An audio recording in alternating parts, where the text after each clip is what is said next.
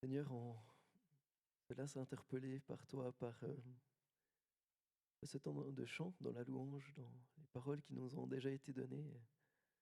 Seigneur, aide-nous à écouter ta parole aussi.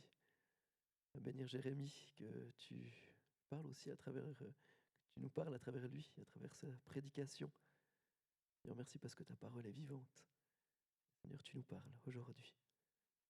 Viens bénir Jérémie, tu vois aussi les difficultés qu'il a eues avec son dos, que tu le renouvelles aussi dans son corps. Tu donnes la force d'apporter ce message ce matin. Bénis-le. Amen.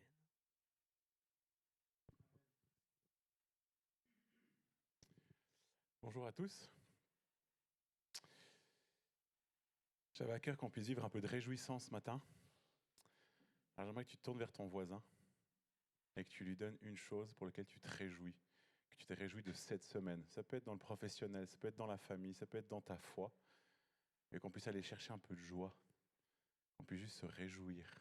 Alors prenez ce temps, tournez-vous à votre voisin et partagez quelque chose qui vous donne de la joie.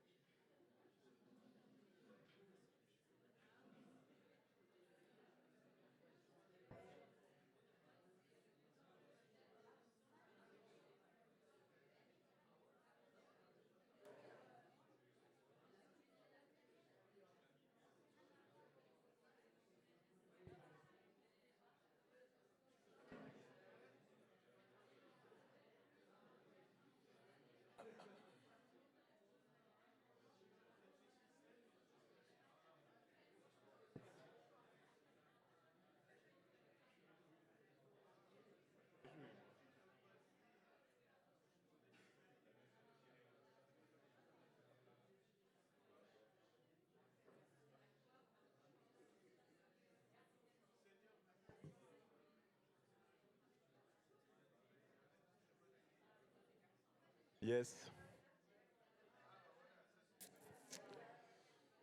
Yes.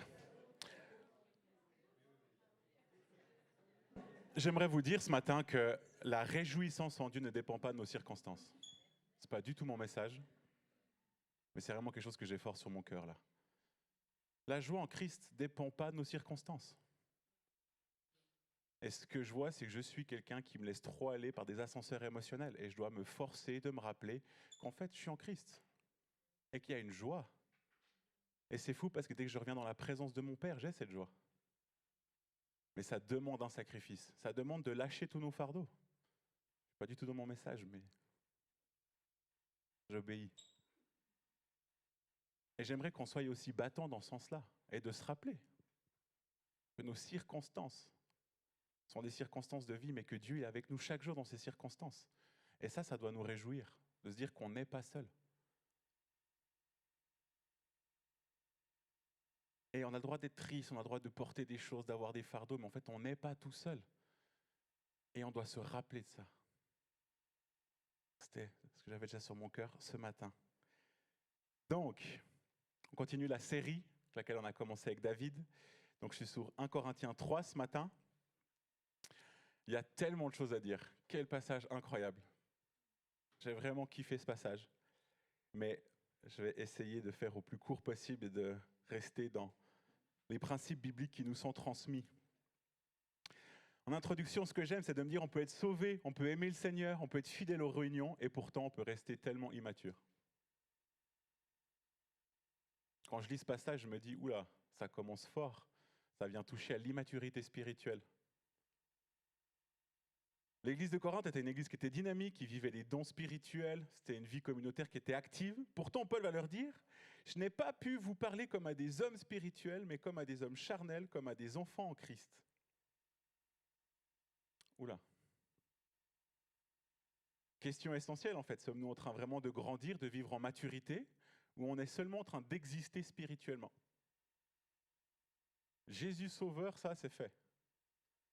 Seigneur, on va voir, mais sauveur, ça c'est fait. Et Paul va parler d'immaturité, versets 1 à 4. Pour moi, frères, ce n'est pas comme à des hommes spirituels que j'ai pu vous parler, mais comme à des hommes charnels, comme à des enfants en Christ.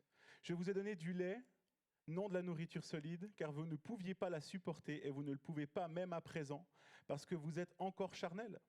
En effet, puisqu'il y a parmi vous de la jalousie et des disputes, n'êtes-vous pas charnel et ne marchez-vous pas selon l'homme? Quand l'un dit « moi je suis de Paul » et un autre « moi d'Apollos », n'êtes-vous pas des hommes? Petite remise en question de Paul. Grande remise en question plutôt, je dirais. Je ne vous ai pas donné du lait, je vous ai donné du lait, non pas de la nourriture solide. Il n'est pas en train de dire qu'ils ne sont pas sauvés. Ils sont en train de dire qu'ils sont immatures. Et là, moi, ça m'interpelle. Ça m'interpelle de dire qu'il n'est pas du tout en train de remettre en question un salut, mais une attitude, un caractère, une maturité. Et en fait, le fait qu'ils soient dans la jalousie, dans les querelles, dans ces esprits de parti, montre qu'il y a de l'immaturité. Parce que l'immaturité, la maturité qu'il est en train de mettre en avant, ce n'est pas une maturité du fait que tu es un enfant, tu es un adolescent, tu deviens un jeune adulte. Vous savez, à 25 ans, on croit qu'on sait tout, mais en fait, on se rend compte qu'on ne sait encore rien. Moi, j'en ai 36, j'ai l'impression d'en savoir plus, mais je me mets à côté de René, puis en fait, je sais que je ne sais rien. Et ce n'est pas cette maturité qu'on acquiert, il me semble bien. Moi et le français, vous savez, connaissez, qu'on acquiert avec l'âge. Là, il n'est pas en train de parler de cette maturité-là. Il est en train de parler de cette maturité où on lâche la partie charnelle pour rentrer dans la partie de l'esprit. Et de nouveau, humainement, ce n'est pas ce qu'on a pour habitude. On parle aux gens, mais tu n'es encore pas assez mature. Souvent, on rabaisse un jeune parce qu'il n'est pas assez mature, il a besoin d'expérience. Mais là, ce n'est pas une question d'expérience, c'est une question de vie en relation avec l'esprit. Et parce qu'ils ont encore des réactions très charnelles, très de l'homme, cela montre qu'ils n'ont pas encore grandi en maturité spirituelle et qu'ils restent en fait sous l'influence de cette chair. N'êtes-vous pas charnel signifie dirigé par la nature humaine. Ce que Paul est en train de nous montrer, c'est qu'il y a une maturité vers laquelle on doit aspirer. Et cette maturité n'est plus d'être dirigée par la nature humaine, mais bien par l'Esprit de Christ qui vit en nous. Ils avaient l'esprit, même si justement on le verra plus tard, c'est très controversé par rapport à beaucoup de commentateurs, est-ce qu'ils l'ont, est-ce qu'ils ne l'ont pas. Et pourtant, ils vivaient encore selon la chair. Ils ont l'esprit, ils l'ont reçu, mais pourtant ils vivent dans la chair. Donc immaturité. Puis ça se manifeste parce qu'ils sont dans cette division, pas cette division, mais cette prise de parti, c'est moi qui avais prêché là-dessus dans Corinthiens 1, je ne sais plus où exactement. Moi je suis de Paul, moi je suis d'Apollos. Autrement dit, il y a de la comparaison, il y a de la rivalité, il y a un attachement excessif à des hommes, à une manière de penser. On se rappelle qu'il y en a qui étaient plutôt de Paul parce que son style, on avait vu qu'il y avait aussi les niveaux sociaux qui jouaient beaucoup, donc ils préféraient un orateur ou un autre. Et tout ça montre qu'ils ne sont pas attachés à Christ. Et que l'esprit qui est en eux, ils ne sont pas à cette écoute-là. Ils n'écoutent pas cet esprit, mais ils écoutent qu'est-ce qui se passe dans leur trip à eux. Et ça nous montre à quel point, en tant qu'enfant de Dieu, en tant que disciple de Christ, cet esprit qui est en nous doit nous diriger. Et tant que c'est encore nos réactions qui nous font diriger, nos émotions, on n'est pas pleinement encore dans cet esprit. Ça ne veut pas dire qu'on doit enlever toute émotion, chasser toute réaction de notre vie, mais c'est réussir à soumettre ça à l'esprit. Une église peut être active, mais clairement bloquée dans sa croissance. On se rappelle que dans Apocalypse 2, là justement, quand il y a ces fameuses lettres aux églises, il parle d'Éphèse, qui fait de magnifiques œuvres, mais qui a perdu son premier amour, dans la pure religiosité.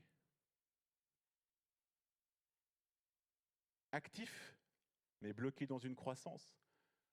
Donc là, on parle de croissance de maturité dans l'esprit, croissance peut-être numérique, comme on le voit dans les actes, croissance en plein de choses. Il y a quelque chose qui est bloqué. En tant qu'Église, mais en tant que personne, on peut vivre les dons de l'esprit. On peut prophétiser, on peut parler en langue, on peut vivre plein de choses avec les dons de l'esprit, on peut prier pour la guérison. Mais peut-être qu'on est encore un enfant spirituel. Ce n'est pas parce qu'il y a des manifestations qui se font qu'on a un signe de maturité. Parce que si les signes et les miracles, les prodiges sont là, sont présents, ce n'est pas parce qu'on est mature, c'est parce que c'est Dieu au travers de nous. Amen. Donc ce n'est pas parce qu'on vit ces choses-là que ça met un stempel, une validation qu'on est mature en Christ. Ça montre juste simplement que Dieu est fidèle et que c'est Dieu pleinement qui agit au travers de nous. Mais c'est bien pour ça que Paul est en train de reprendre cette église. Certes, vous vivez ces choses-là, mais vous êtes des enfants. Vous êtes encore dirigés par votre chair et non par votre esprit. Ça pique. Et vous savez, dans les milieux un peu plus charismatiques, on dit toujours « Ah, mais on reconnaît un arbre à ses fruits, tu vois, lui, il se passe plein de choses autour de lui. » Oui, c'est vrai. Mais ce n'est pas lui qui fait, c'est Christ. Donc cette personne qui est peut-être en train de porter énormément de fruits, elle est peut-être simplement immature encore dans sa vie. Et vous savez, j'enseigne le discipulat dans une école théologique, et j'aime vraiment ça. Et quand j'accompagne les gens, j'aime toujours dire ça, surtout aux jeunes qui sont en feu, le caractère avant l'onction. Il y a un jeune que je suivais, il a un don incroyable, il prend une guitare, il fait un accord, et tu as le royaume de Dieu qui descend. C'est fou. Mais j'ai jamais vu quelqu'un autant centré sur lui-même. Tellement besoin d'amour, tellement de blessures dans sa vie. Et il voulait absolument toujours, enfin je l'ai eu en stage, je l'ai formé pendant 1 an, il voulait toujours vivre plein de choses, mais calme, tranquille.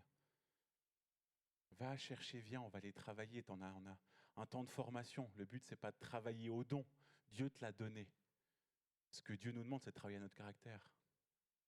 Moi, c'est mon mentor qui me disait toujours, et c'est ce que j'essaie de reproduire, mon mentor me disait toujours ça, tes dons ne m'impressionnent absolument pas.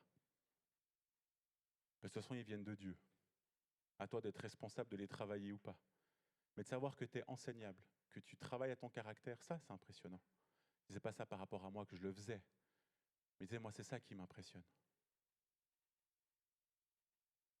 Et dans le discipulat, il y a quelque chose qu'on parle, c'est en anglais, c'est d'être fat, c'est faithful, available, teachable.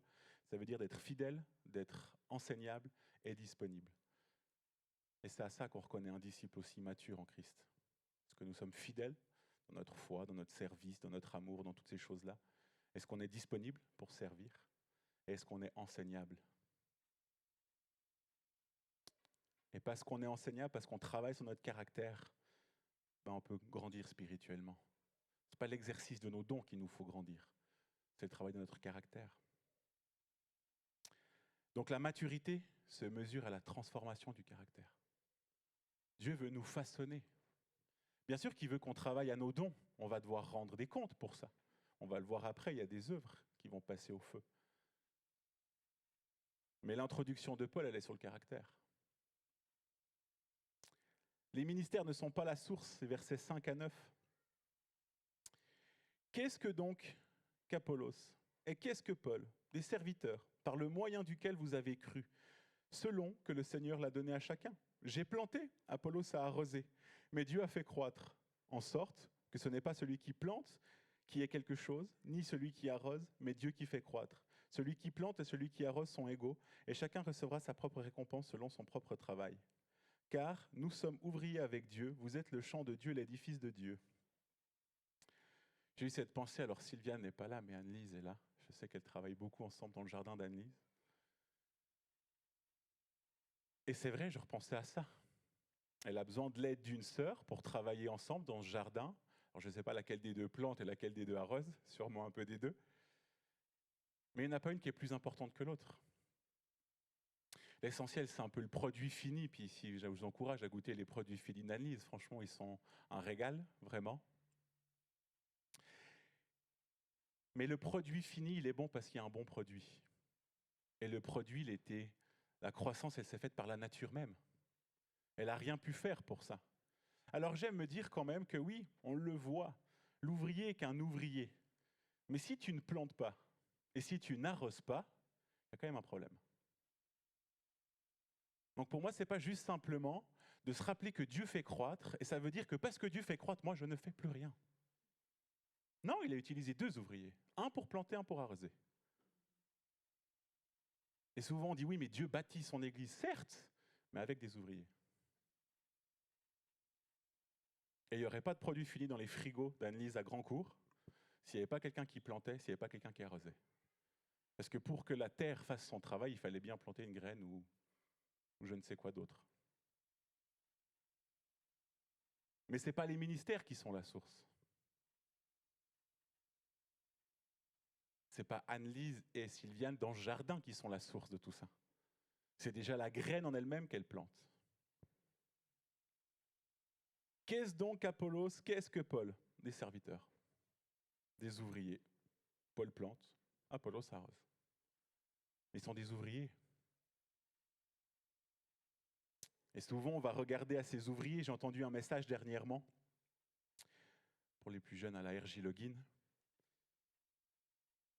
Et j'aimais tellement ce que ce prédicateur a dit. On se concentre beaucoup trop sur le messager et pas assez sur le message. C'était une révélation. Et des fois, on n'écoute pas vraiment le message de la personne parce que le messager qui le donne, il n'est pas trop à notre goût. Et c'est aussi le fait de ce qu'on avait avec l'orateur dimanche passé. Est-ce qu'on est dans un bon contexte? Est-ce qu'on s'adapte au contexte? Parce que justement, malheureusement, l'être humain est comme ça, il va s'attacher au messager plus qu'au message. Donc on doit aussi s'adapter à ça. Mais on reste des serviteurs. Et la clé, c'est que c'est Dieu qui fait croître, mais au travers d'eux, ses ouvriers. Alors oui, Dieu est un Dieu de miracles et il pourrait faire sans les ouvriers, mais Dieu a fait ce choix d'œuvrer avec nous. Et ça, c'est le cadeau. On participe à ça, les amis. C'est trop beau. Et il n'y a pas un meilleur parce qu'il y en a un qui plante ou l'autre qui arrose. Pas de sommétier, comme on dit. Pas un ministère moins important qu'un autre. On a besoin de tous. Paul, quand il dit « j'ai planté », ça évoque le fait d'avoir implanté une église. Il a implanté quelque chose, il a prêché l'évangile, il a implanté cette église. Mais en fait, ça ne s'arrête pas là. L'œuvre, elle n'est pas finie. Il faut soigner ces jeunes plantes, il faut les arroser. Et ça, c'est la tâche d'Apollos. Et elle est tout autant nécessaire que celle que Paul a faite. Mais l'implanteur n'est pas plus important que l'enseignant, ou l'enseignant n'est pas plus important que l'implanteur. Ils doivent juste collaborer ensemble.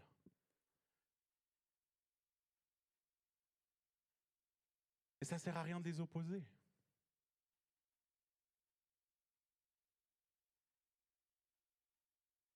Tout autant l'un que l'autre, ils ont fait des choses qui sont décisives et importantes. Sans le fait d'avoir planté, il n'y aurait pas eu cette église à Corinthe. Et sans le fait d'avoir arrosé et pris soin, il y aurait peut-être il y aurait encore d'autres catastrophes.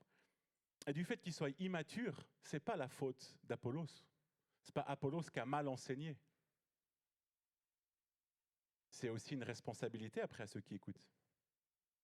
Parce que dans toute église, il y a des prédicateurs, il y a des enseignants, il y a des responsables, des leaders. Peu importe le fonctionnement, comment ça prêche, comment ça enseigne, comment ça lead l'église. En fait, tout ça, il y a des hommes qui le gèrent. Mais il n'y a aucun homme qui peut donner la vie spirituelle et faire croître cette vie spirituelle. Aucun homme. Seulement Dieu. Mais pour que Dieu puisse faire cette œuvre-là, on doit lui laisser la place. J'ai jamais vu Dieu venir forcer quelque chose dans une croissance. En quelqu'un. Il y a une volonté qui est là. Et en fait, le danger en tant qu'humain, là, c'est de mettre justement cette responsabilité, de mettre une confiance dans une personnalité, dans un style, dans une onction particulière, en pensant que cet homme-là ou cette femme-là qui est en train d'agir en face de moi va amener de la transformation en moi. En face de vous, vous aurez toujours un ouvrier, un serviteur ou une servante. Mais c'est comment nous sommes réceptifs à ça. Comment on prend ça et comment on laisse Dieu venir travailler là-dedans, parce que c'est lui qui fait la croissance. Et je pense que là, nous avons une responsabilité, justement, de ne pas être dépendant de l'influence de l'autre, mais dépendant de Christ.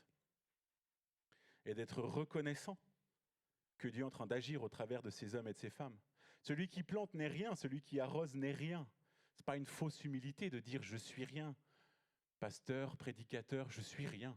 Ce n'est pas une fausse humilité, c'est une vérité spirituelle. Parce que sans Christ, je ne ferai rien. Et ce n'est pas moi qui fais. Je me mets en action pour l'œuvre et Dieu agit au travers des dons qu'il m'a donnés. On ne peut pas se glorifier des dons que Dieu nous donne. On est collaborateur de Dieu, on est ouvrier dans son champ. Et la vie, elle vient de lui. La vie vient de cette terre. C'est pour ça que Paul veut prendre premièrement cette image de l'agriculture, de cette terre, Parce que tous les Juifs savaient très bien au niveau d'Israël comment ça se passait déjà. C'est beaucoup d'agriculteurs, c'est beaucoup des gens qui travaillent avec la terre. Et ils savent que cette terre, elle fait son travail. Et Paul veut reprendre ça, en disant, mais en face de vous, vous n'avez que des hommes. Vous êtes immature parce que vous êtes en train de mettre votre espérance dans ces hommes. Et vous pensez que si vous choisissez un des hommes qui est meilleur qu'un autre, vous serez meilleur. Vous êtes en train de vous planter. Versets 10 et 11, le fondement ne change pas. Selon la grâce de Dieu qui m'a été donnée, j'ai posé le fondement comme un sage architecte et un autre bâtit dessus. Mais que chacun prenne garde à la manière dont il bâtit dessus, car personne ne peut poser un autre fondement que celui qui est à poser, savoir Jésus-Christ. Là, Paul, maintenant, il va se comparer à un sage architecte pour poser un fondement. Avant, il parlait de cette terre agricole, et maintenant, il va parler au travers de la construction. Il va redire la même chose. Mais en fait, son but, il est différent. Il va parler de l'importance du fondement. Ce fondement, il ne change pas, il est clair, il est unique, inchangeable, car personne ne peut poser un autre fondement que celui qui a été posé, savoir Jésus-Christ. Ce fondement, c'est la base de toute chose. C'est ça qu'on appelle le discipulat. C'est ce que Jésus va dire dans le mandat de Matthieu 28, 19, 20. Allez de toutes les nations, faites des disciples, baptisez-les et enseignez-leur. Et si on va plus loin dans ce enseigner-leur, au niveau grec, c'est vraiment enseigner-leur à obéir. Parce que vous savez, dans le judaïsme, si tu n'obéis pas à ce que tu as été enseigné, c'est considéré comme ça n'a pas été acquis et compris. C'est que quand tu obéis et que tu pratiques, que tu as réellement acquis ce que tu as entendu. Et en fait, dans ce mandat-là, c'est dire enseignez-leur à pratiquer, donc à obéir ce que moi je vous ai prescrit. Et c'est ça, ce fondement qui est Christ, qui ne change pas. Ce que Christ nous demande dans notre attitude, dans notre caractère. Ce fondement-là, il ne change pas. Le problème qu'est en train de soulever Paul, c'est la manière dont on va bâtir dessus. On peut être fondé sur Christ. On peut avoir cette base de notre foi qui est centrée sur Christ, mais on peut pourtant construire avec de l'orgueil, avec de l'ambition personnelle. On veut faire des choses qui sont spectaculaires. On est sur de l'émotionnel. Alors qu'on a le fondement, on peut construire vraiment n'importe comment. Et de nouveau, la manière de construire va aussi dépendre de l'attitude de notre cœur, donc de notre caractère. J'enseignais vendredi soir dans un groupe de jeunes et mon but, c'était de travailler aussi là-dessus avec eux. Toutes tes blessures peuvent avoir comme impact dans ta vie et dans tes décisions. En tant qu'humain, on est rempli de blessures. On nous a fait du mal depuis enfant. Et on est très dans la réaction des fois par rapport à ça. Et si on a manqué d'amour, si on nous a dit « mais tu vaux rien », on a envie de prouver, des fois on a de l'ambition. Donc ce qu'on veut bâtir par-dessus, c'est par ambition pour prouver que. Et on n'est pas dans un caractère qui est juste. Et la question n'est pas justement « est-ce que je suis sur le fondement ?» La question est « avec quoi tu construis sur ce fondement ?» Paul n'est pas en train de remettre en question ce fondement, bien au contraire, il est en train de le poser, ce fondement. Christ est le fondement. Mais maintenant, il y a quelque chose de plus à faire. Et qu'est-ce qu'on fait? Il y a comme une responsabilité qui nous est donnée encore. Pas juste de s'arrêter au fondement, mais c'est de bâtir là-dessus. Mais avec quel cœur on bâtit? Quelle attitude intérieure on bâtit? Est-ce qu'on bâtit par la chair? Est-ce qu'on bâtit conduit par l'esprit, dirigé par l'esprit?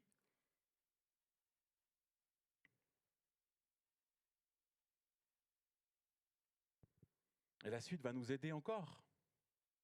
12 à 15. Or, si quelqu'un bâtit sur ce fondement avec de l'or, de l'argent, des pierres précieuses, du bois, du foin, du chaume, l'œuvre de chacun sera manifestée, car le jour la fera connaître, parce qu'elle se révélera dans le feu, et le feu éprouvera ce qu'est l'œuvre de chacun. Si l'œuvre bâtie par quelqu'un sur le fondement subsiste, il recevra une récompense. Si l'œuvre de quelqu'un est consumée, il perdra sa récompense. Pour lui, il sera sauvé, mais comme au travers du feu. Le feu révélera tout. Et encore une fois, il ne remet pas du tout en question le salut. La personne sera sauvée.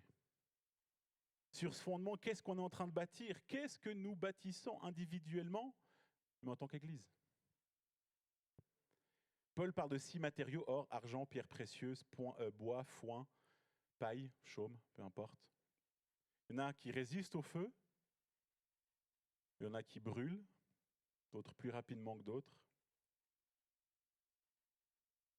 Et ces choses qui sont bâties par-dessus seront brûlées ou pas? Et ce qui va être brûlé, c'est les œuvres du croyant. Les œuvres de l'Église, de la communauté, mais les œuvres aussi individuelles. On ne parle pas du salut. Un jour, tout sera révélé. Et le feu ne va pas détruire ce qui est authentique, ce qui est juste. Le feu va révéler la qualité de ces œuvres, la qualité de ce qui a été bâti par-dessus ce fondement. Moi, ça me remet en question. Je vais me dire, mon salut n'est pas remis en question à aucun moment là-dedans. Ma manière de me comporter, ma manière d'agir, ma manière de bâtir, oui. Seul Dieu en est juge, mais ça passera au feu. Et où il y aura une récompense, où perdra sa récompense. On peut construire des ministères impressionnants, des grosses églises, on peut avoir plein de membres, des petits membres, des moins de membres, peu importe, des projets qui sont visibles, des œuvres qui sont admirées. On peut aller en mission à travers le monde, on peut faire plein de choses. Mais de nouveau, si c'est fait pour l'image, si c'est fait pour être reconnu, si c'est fait pour se comparer, pour être mieux que les autres, si c'est fait avec un cœur qui n'est pas aligné à Dieu, qui n'est pas droit, qui est plutôt centré sur nous que sur les autres, ben Dieu va le voir. Et pour moi, c'est ça qui était important avec ce jeune que j'ai formé, c'est de dire il faut d'abord travailler à ce cœur. Et lui-même s'est rendu compte, de par ces expériences qu'on a vécues ensemble, qu'effectivement, c'était important cet alignement du cœur. Et que ça portait beaucoup plus de fruits dans sa louange. Si ces œuvres sont mal faites, elles ne demeureront pas. Et Paul nous interpelle là-dessus. Si son œuvre brûle, il perdra sa récompense. Lui-même sera sauvé, mais comme au travers du feu. Quelle image! Sauvé, mais il a tout perdu. C'est fort, c'est ce que Paul est en train de dire. Il sera sauvé, mais il aura tout perdu. Alors, je ne vous cache pas que de se dire, mais alors attends, on parle de l'éternité. Déjà, où, quand, comment, un peu compliqué à se projeter. J'aurai des récompenses. Ouais, mais bon, il n'y aura plus d'argent, il n'y aura pas de maison, c'est quoi ma récompense? Bonne question. Dans le doute, mieux vaut s'appliquer, non? Beaucoup de théologiens se sont penchés sur ces trésors du ciel. Aucun n'a la réponse. Mais il y a une notion que les choses seront perdues ou gardées. Compliqué de se projeter là-dedans. Mais pourtant, Paul est en train de nous rendre attentifs à ça. Et moi, quand je dis ça, je me dis, waouh, sauvé, mais je perds tout. Ouais, j'ai quelque chose à œuvrer quand même dans mon caractère. Donc ça me pose des bonnes questions, des bonnes réflexions. En fait, est-ce qu'il y a des œuvres? Quelles sont mes œuvres? Et elles sont construites, elles sont faites sur quoi? Qu'est-ce qui est en train de diriger ces œuvres? Déjà, est-ce qu'il y a des œuvres? Puis s'il y en a, c'est quoi qui est en train de guider ces œuvres? Moi, ma chair, mon orgueil, mon ego, ou je suis dans l'obéissance et j'essaye de faire au mieux ce que Christ me demande, à travers de l'esprit. On ne travaille pas seulement pour aujourd'hui, on construit pour l'éternité. Mais ça ne m'aide pas, ça. Parce que je ne sais pas ce que je construis. Et des fois, l'être humain a besoin de comprendre ce qu'on fait. Mais c'est là où la foi, pour moi, elle prend encore un rôle important et essentiel.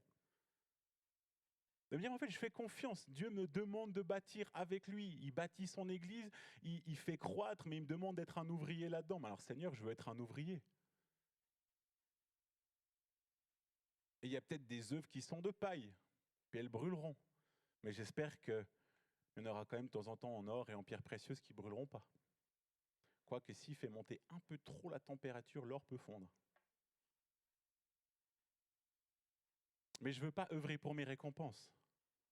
Je veux œuvrer parce qu'en fait, je veux participer à l'œuvre de Dieu. Et c'est ça qui doit nous animer. C'est de se dire, on a un Dieu qui, entre guillemets, les dés sont déjà jetés, mais il a quand même dit, vous pouvez influencer un peu tout ça parce que j'ai choisi de collaborer avec vous. Tant dans la partie communautaire que dans la partie individuelle. Et en même temps, Paul va parler à l'Église, versets 16-17. Ne savez-vous pas que vous êtes le temple de Dieu et que l'Esprit de Dieu habite en vous? Si quelqu'un détruit le temple de Dieu, Dieu le détruira, car le temple de Dieu est saint et c'est ce que vous êtes.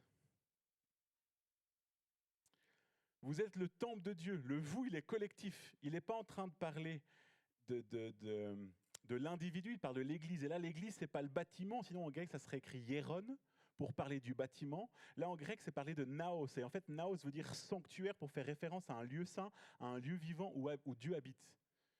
Donc en fait, il est en train de parler de l'Église, il n'est pas en train de parler du bâtiment, juste de l'endroit, il est vraiment en train de parler de nous. Nous ensemble. Donc le vous, il est collectif. Il n'est pas en train de dire « ne sais-tu pas, toi, que ». Non, il est en train de nous dire « ne savez-vous pas, vous là, nous, que ». Que c'est un lieu saint où l'Esprit de Dieu règne. Mais si on reprend le début du chapitre, il dit « ne savez-vous pas ça ?» Parce que je viens de vous dire au départ du message, enfin de la lettre, indirectement c'est ce que Paul dit, mais vous êtes immatures. Et l'Esprit de Dieu est là, mais pourtant, dans votre communauté, notre communauté ou cette communauté-là, ce que Paul est en train de dire, vous êtes en train de continuer à marcher selon la chair. Et pourtant, étant ce naos, l'Esprit de Dieu est là, il habite en vous, mais vous n'êtes pas en train de l'écouter. Waouh, quelle interpellation de Paul encore.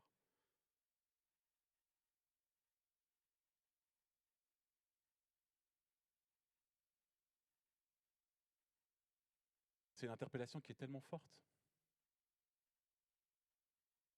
qui nous appelle sérieusement à se remettre en question, tant communautairement parlant qu'individuellement.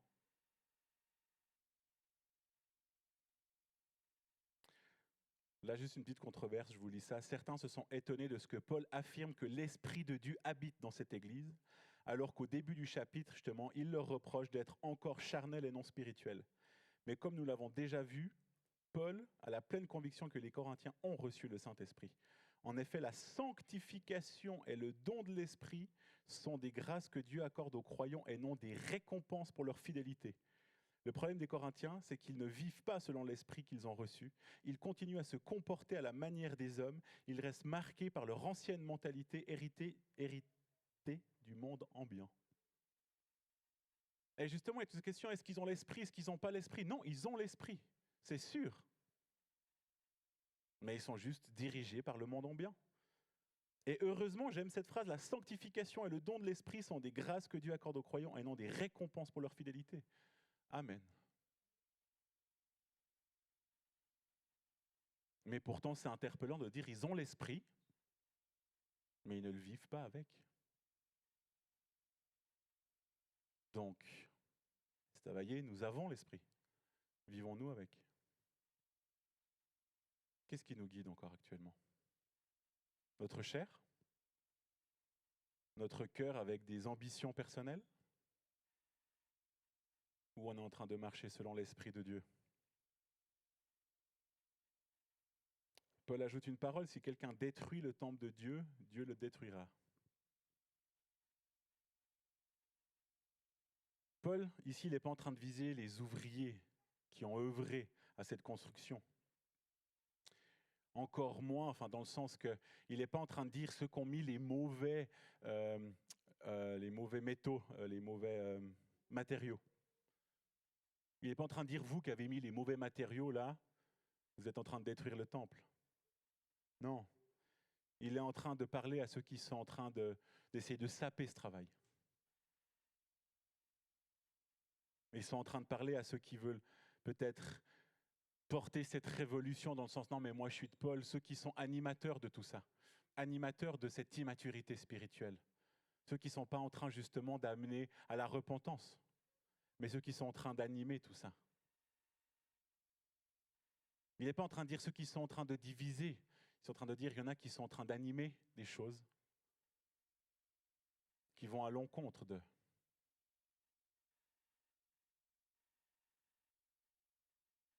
Des personnes qui, par leur vie ou leurs enseignements, détruisent ce que Dieu cherche à construire à Corinthe. Lui, il veut un peuple qui soit témoin de cet amour, qui soit témoin de cette parole par leurs actes, par leur manière de vivre. Et il y a des gens qui, par leur vie, justement, par leurs actes, par leur dire, sont en train de faire complètement l'inverse de ces fondements-là. Et c'est ça que Paul est en train de montrer du doigt. Pas les ouvriers qui, ont des matériaux peut-être un peu moins solides que d'autres. Non, il y a des gens qui ont vraiment le cœur qui est mal tourné. 18 à 23, que nul ne s'abuse lui-même. Si quelqu'un parmi vous pense être sage selon ce siècle, qu'il devienne fou, afin de devenir sage. Car la sagesse de ce monde est une folie devant Dieu. Aussi est-il écrit, il prend les sages dans leur ruse. Et encore, le Seigneur connaît les pensées des sages, il sait qu'elles sont vaines. Que personne donc ne mette sa gloire dans des hommes, car tout est à vous. Soit Paul, soit Apollos, soit Céphas, soit le monde, soit la vie, soit la mort, soit les choses présentes, soit les choses à venir, tout est à vous. Et vous êtes à Christ, et Christ est à Dieu. Paul va renverser la logique. Que personne ne se trompe lui-même. La sagesse du monde, elle est folie devant Dieu. La sagesse du monde, aujourd'hui, c'est des gens qui veulent valoriser l'éloquence. Aujourd'hui, je dis à ce moment-là, l'éloquence, le prestige, la culture, la philosophie, on l'avait vu, ceux qui se disaient de Paul, ils étaient plutôt des gens à travailler, des travailleurs qui avaient certaines valeurs, qui valorisaient justement la culture, le fait de travailler. Il y a ceux qui étaient d'Apollos, donc plutôt une culture grec, un peu élitiste, donc du coup l'éloquence, le prestige, d'autres qui étaient plus dans la philosophie, on avait ceux qui étaient pour Pierre, qui étaient plutôt en train de vouloir faire la loi, et ça c'est ce que les gens voulaient valoriser à ce moment-là. Mais Dieu lui regarde au cœur.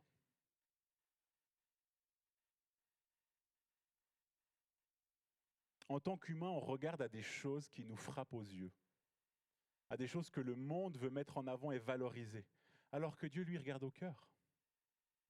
Et j'aime ça en me disant, mais en fait, les œuvres, elles peuvent être magnifiques, elles peuvent être devant, elles peuvent être glorieuses. On peut dire, il y a tellement de fruits dans ce ministère.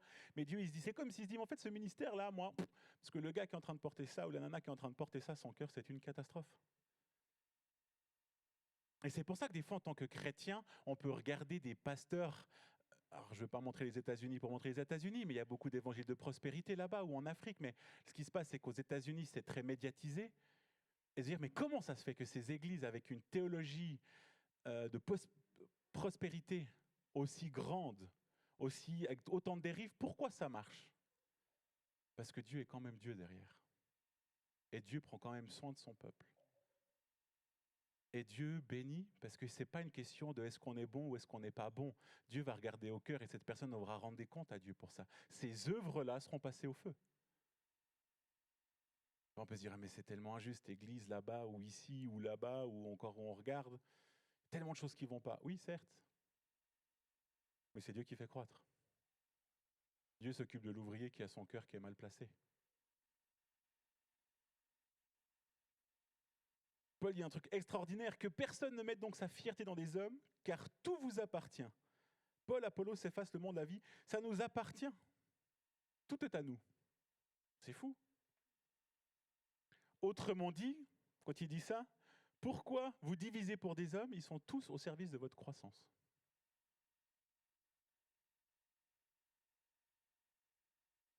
Alors là, pour moi, l'important, c'est que là, on parle de Paul, on parle d'Apollos, qui sont validés par Dieu pleinement. Et oui, on ne doit pas se diviser pour ces hommes-là, on ne doit pas se diviser pour des hommes, mais je pense qu'on a une responsabilité quant à ce qui est enseigné, quant à ce qui est dit. Je me rappelle dans ma jeune conversion, nouveau converti, tout ce qu'on te prêche, tu dis Amen. De toute façon, tout ce qu'on dit, ça te paraît incroyable. Puis c'est là dans Éphésiens où on va nous dire justement, il faut édifier l'Église afin qu'elle ne soit plus ballottée à tout vent de doctrine. Il y a une responsabilité qui nous est donnée. Et c'est aussi à nous de ne pas juste dire Amen et puis de boire, excusez-moi, mais bêtement ce qu'un prédicateur dit. Que ça soit de votre propre église ou d'Internet ou d'une conférence. Mais c'est d'aller dans la Bible aussi. Et ça, c'est notre responsabilité. Mais toute personne, elle est au service de la croissance. Elle est un ouvrier là-dedans. Et Dieu utilise. Et comme nous sommes tous pécheurs, comme nous avons tous à un moment des œuvres de paille ou des œuvres d'or, en fait, pourquoi se diviser? Pourquoi être plus d'un que d'un autre? Tout autant pécheurs l'un que l'autre. Mais j'ai une responsabilité, c'est mon caractère. C'est ma croissance personnelle devant Dieu. Et puis Paul va conclure, vous êtes à Christ et Christ à Dieu. L'important, c'est là. Dans le fait d'être à Christ et que Christ, lui, appartient à Dieu. Et on appartient à Christ, pas à des courants de pensée, pas à des prédicateurs, pas à des églises. Et je trouve que cette génération Z, aujourd'hui, on a peut-être beau montrer du doigt pour plein de choses, mais il y a un truc qu'ils ont vraiment compris, c'est qu'ils sont en tout cas plus de la Fraie, du Réveil, de l'Armée du Salut ou des apostoliques. Eux, ils sont chrétiens et disciples. Et ça, je vois vraiment en Suisse romande cette unité. Ils se rejoignent parce qu'ils aiment Christ.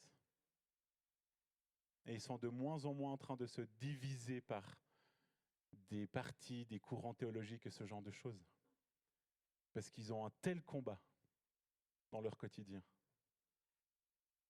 qu'en fait, ils sont obligés de se serrer les coudes, de par leur foi, les choses qui leur réunissent. Christ, ils sont à Christ et Christ est à Dieu. Et j'ai l'impression que cette génération Z, elle a beaucoup à nous apprendre par rapport à ça. C'est des grands débats au sein de la Fraie, justement, actuellement aussi. Comment être des cœurs tournés sur l'extérieur, avec cette notion de cette jeunesse qui est là et qui est présente dans ce défi. Et je pense que ces jeunes-là ont vraiment un exemple à nous montrer aujourd'hui. Ils ne veulent plus appartenir. Et ça, sociologiquement, c'est fou. Moi, je reprends ma génération, peut-être que dans la vôtre, il y avait une telle importance à appartenir. Plus ou moins ma génération, ça parlera, est-ce que tu es skater? Est-ce que tu es un yo? Est-ce que tu es un gothique? Est-ce que tu es un punk? Est-ce que tu es un skinhead? Et je ne sais pas, peut-être que vous, il y avait d'autres choses. Mais aujourd'hui, c'est plus le fait d'appartenir. Il n'y a plus tout ça. Il y a le fait que tout est à proximité avec les réseaux sociaux. On appartient au monde. Et en fait, ce qui se passe, je suis tellement connecté que ce qui se passe à l'autre bout du monde, en fait, c'est dans mon monde. Et je crois que aujourd'hui, sociologiquement, on a vraiment quelque chose aussi à observer pour comprendre beaucoup mieux notre appartenance en Christ. Et que ce qui nous lie, c'est Christ. Et qu'on a le même combat. Et qu'on est tous des ouvriers pour une croissance. Qu'elle soit numérique, qu'elle soit en maturité, qu'elle soit en termes d'église, en termes de disciples, en termes de baptême, en termes de tout ce qu'on veut pour la gloire de Dieu. On est tous au service de cette croissance. Et par les dons que Dieu nous donne, on a des œuvres qui nous sont demandées. Paul a planté, Apollos a arrosé. Merci d'avoir planté, merci d'avoir arrosé. Dieu fait croître, Dieu a donné les dons, mais ces hommes-là se sont mis en action. Où sont nos actions? Et je crois que quand on comprend qu'on est en Christ, tous, je pense que la jalousie peut tomber, les comparaisons aussi et l'orgueil peut se briser. Parce qu'on n'a plus rien à prouver. Parce qu'en fait, j'appartiens à Christ et toi aussi. On est juste complémentaires, on est juste différents. Et c'est ensemble qu'on doit faire ces œuvres pour que les choses se fassent. La conclusion pour 1 Corinthiens 3, je crois que premièrement, c'est se rappeler qu'on est appelé à grandir spirituellement, sortir de l'enfance. Ça veut dire quoi? Ça veut dire sortir de cette vie charnelle pour entrer dans une vie conduite par l'Esprit de Dieu. Ensuite, construire avec des matériaux éternels, dans le sens qu'on a un rôle à jouer. On est des serviteurs pour agir, pour servir, avec humilité, unité, pour chercher la gloire de Dieu et pas la nôtre. On a quelque chose à faire. Et ensuite, protéger cette unité en Christ. Non une unité de parti, mais une unité en Christ, Parce que ce qui va être construit dans cette unité pour l'amour,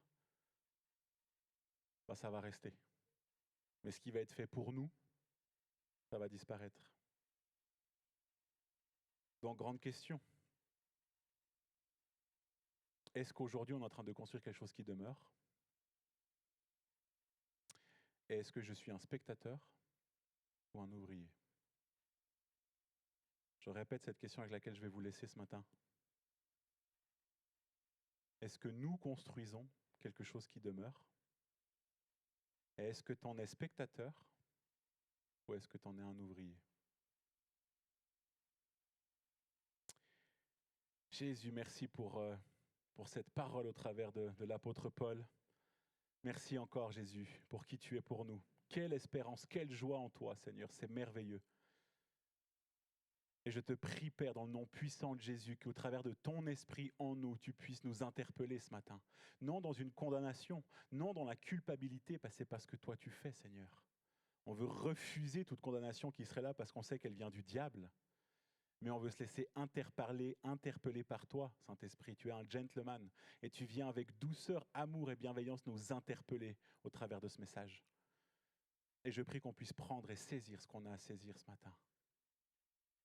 De nous de saisir, de nous de nous repentir, de travailler à nous sur notre maturité spirituelle, d'oser être à l'écoute de ton esprit, Père, d'oser lui obéir, d'oser dire pardon, Seigneur, d'oser se rendre compte qu'on était à côté de la plaque, d'oser vivre comme ce disciple avec une maturité remplie de l'esprit, bien sûr à faire des erreurs, tantôt à construire avec de la paille, tantôt avec de l'or ou des pierres précieuses, mais d'oser se repentir, comme ça a été dit ce matin en entrée de culte, ce pardon, cette humilité devant toi, Seigneur. Et si on se rend compte qu'on est spectateur, Seigneur, fais-nous acteurs.